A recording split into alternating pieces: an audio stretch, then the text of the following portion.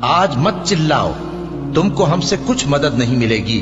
میری آیتیں تم کو پڑھ پڑھ کر سنائی جاتی تھی اور تم الٹے پاؤں پھر جاتے تھے، ان سے سرکشی کرتے، گویا ایک قصہ گو کو چھوڑ کر چلے جاتے تھے۔ کیا انہوں نے اس کلام میں غور نہیں کیا؟ یا ان کے پاس کوئی ایسی چیز آئی ہے جو ان کے اگلے باپ دادوں کے پاس نہیں آئی تھی؟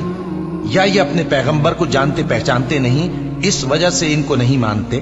کیا یہ کہتے ہیں کہ اسے جنون ہے؟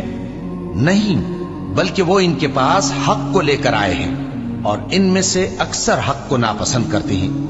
اور اگر معبود برحق ان کی خواہشوں پر چلنے لگے تو آسمان اور زمین اور جو ان میں ہیں سب درہم برہم ہو جائیں۔ بلکہ ہم نے ان کے پاس ان کی نصیحت کی کتاب پہنچا دی ہے، اور یہ اپنی کتاب نصیحت سے منہ پھیر رہے ہیں۔ کیا تم ان سے تبلیغ کے صلے میں کچھ مال مانگتے ہو؟ تو تمہارے پروردگار کا دیا ہوا مال بہت اچھا ہے، اور وہ سب سے بہتر رزق دینے والا ہے، اور تم تو ان کو سیدھے راستے کی طرف بلاتے ہو۔ اور جو لوگ آخرت پر ایمان نہیں لاتے وہ راستے سے الگ ہو رہے ہیں۔ اور اگر ہم ان پر رحم کریں اور جو تکلیفیں ان کو پہنچ رہی ہیں وہ دور کر دیں تو یہ اپنی سرکشی پر اڑے رہیں اور بھٹکتے پھریں۔